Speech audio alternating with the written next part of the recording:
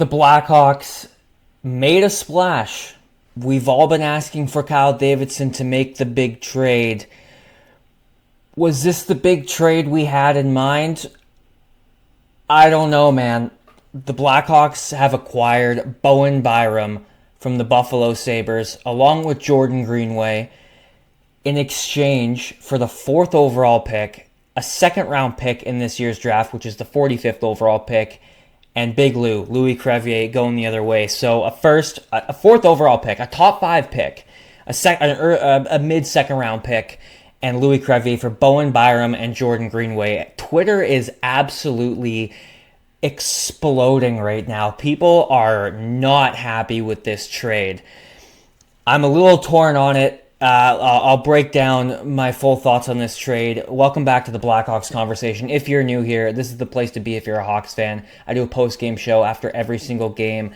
I'm live on YouTube during Blackhawks games, and I cover the Blackhawks year-round. I'm actively covering Connor Bedard's off-season training right now. I'm there in person every week, interviewing him, getting clips of him practicing. So if you want to keep up with all that, follow along. But anyway, let's get into this trade.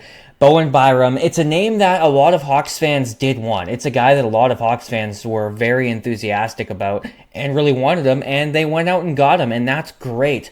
BYRAM is a 25-year-old left-handed defenseman, 6'1", who has 6'1", 205 pounds, who has 1 year left at $6.25 million, and then he becomes an RFA. He was picked 4th overall in 2019. A little bit about BYRAM. He's had some concussion issues in the past, but he has played 2 seasons back-to-back now of 82 games. He had a career high last year of 11 goals, 42 points in 82 games. He had 7 points in 13 games in the playoffs.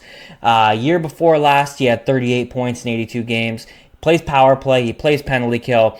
He won the Cup with Colorado. He's got plenty of playoff experience. Listen, he's an offensive defenseman, which is not what I personally had in mind when I wanted the Hawks to target a left-handed defenseman, which, by the way, I wanted them to target a left-handed defenseman.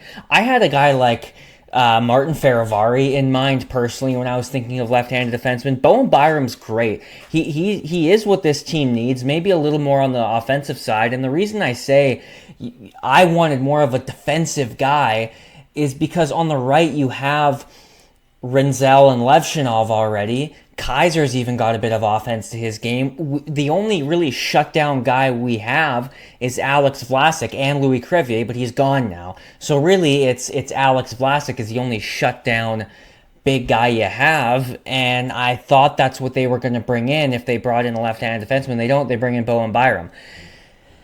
They get Jordan Greenway too. Jordan Greenway is 29 years old, left wing, 6'6", 231 pounds, a year left on a $4 million deal. Then he's a UFA. The guy can't really stay healthy. Played 40 games last year. He had 6 points. He had 57 hits. He's a big body, throws the body. So if he can be healthy, I think he'll be useful in the bottom 6. But to pay the 4th overall pick, man, like I'd rather do the 4th for Nyes, and I don't even want to give up the 4th overall pick for Nyes. It's an overpay, but for BYRAM, man, like, to trade the 4th overall pick, a weapon in the 4th overall pick, a trade piece with so much value, and to not get help for Connor Bedard. That was the piece to go get help with Connor Bedard. If you're going to not use the 4th to get help for Bedard, get a winger, at least put Frondell on his wing. But no, Frondell's going to play center. Kyle better not be done. That's all I got to say is he better not be done. There has to be more to this.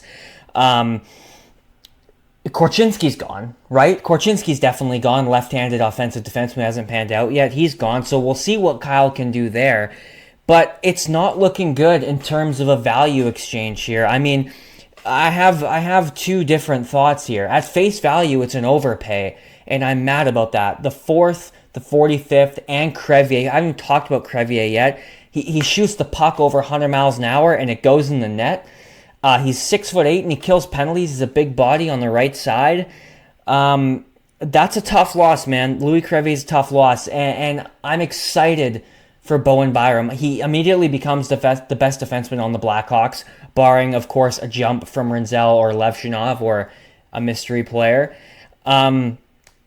He immediately becomes our best defenseman. In order for this trade to work, he needs to extend. They need to get an extension done, which I have this quote from Darren Dreger. He says, BYRAM is happy to join the Blackhawks. He wants a bigger role. Safe to say work will be done on an extension in the near future. And that's great. The extension is going to either help or just kick this trade while it's down. I saw a rumor out there that they're looking at 7 years, 12 and a half. If that's the extension, I like the 7 years, but if 12 and a half is what you're paying them top pair money, which, by the way, in my opinion, with BOWEN BYRAM, you're getting a guy who is a solid second pair guy. But in order for this trade to work, he's got to be a top pair guy. To give up the 4th overall pick for a second pair defenseman who's nothing special on the defensive side of the puck, his talent is on the offensive side, that's a tough sell to Blackhawks fans. And speaking of Blackhawks fans, they're not happy. I mentioned that on earlier on Twitter. Blackhawks fans are not happy with this. They're calling for Kyle Davidson's job. And listen, I don't know if I want to call for his job. You gotta see this pan out. I think at least let the guy play, get in a Blackhawks sweater before you maybe call for the firing of Kyle Davidson. But listen, at face value, day one, the trade just happened. It doesn't look great.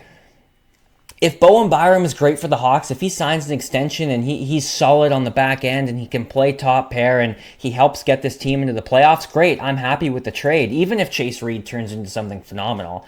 The only determining factor on whether or not this trade is a success is not, does BYRAM put up 60 points? Does BYRAM play his way into a $12 million contract? Does he get a $12 million contract, rather?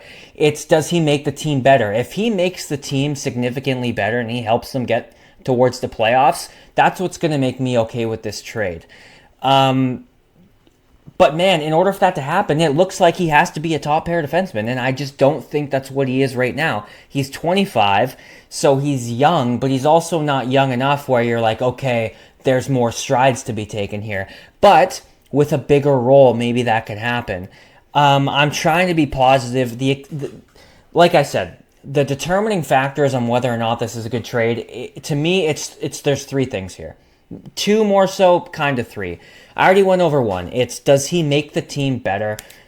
Not talking about his role or his production. Does he push the team close? Does he move the needle into where they're close to a playoff team or a wild card team? That's going to be a determining factor. The extension, if he signs one, he better sign one. He's locked up for next year, by the way, at 6.25. So we do have him for next year, but it's after that you want to see an extension.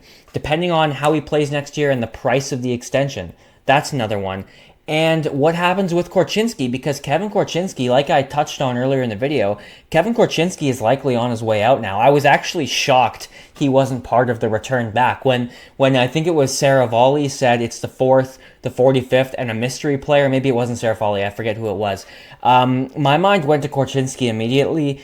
I certainly didn't think Louis Crevier. I also didn't think Louis Crevier when I thought prospect, so that might have been what done that, but so we'll see. Like, what is Korchinski's value right now? We don't really know that. Like, if Kyle Davidson can go out and actually use Korchinski to bring in a significant winger, sure, that'll be great. I just don't see that happening. I don't see any team valuing Korchinski that much right now.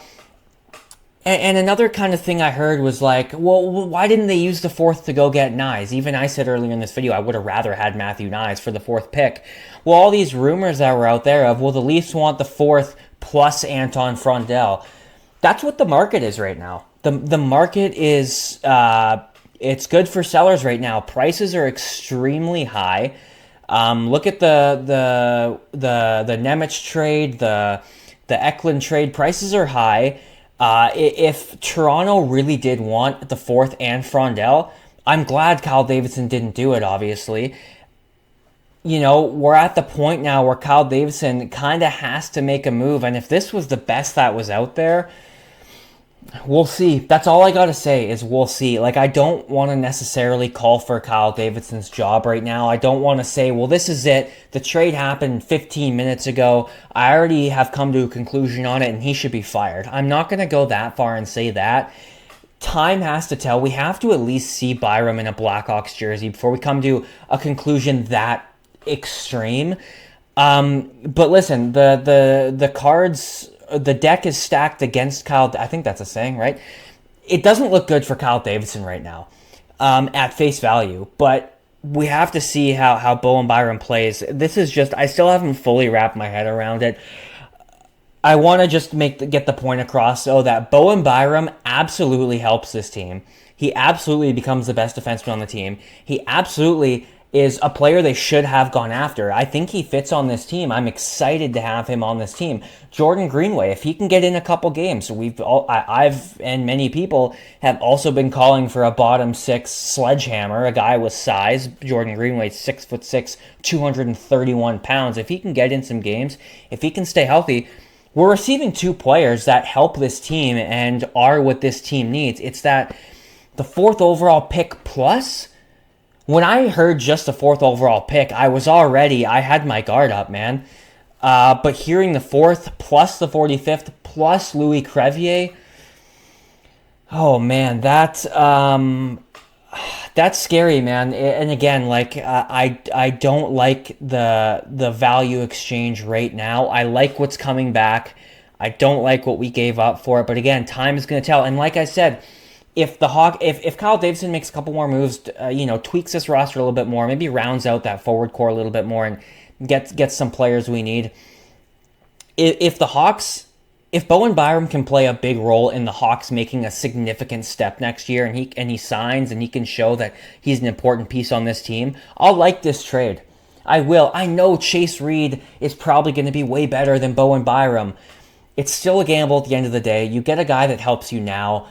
It's just one of those trades where if we're going to break even on the trade, things need to go right. And that's not what you want to hear when a trade comes out. You don't want to see your team make a trade and think, well, if everything goes right, we probably break even. That's not really what you want to hear.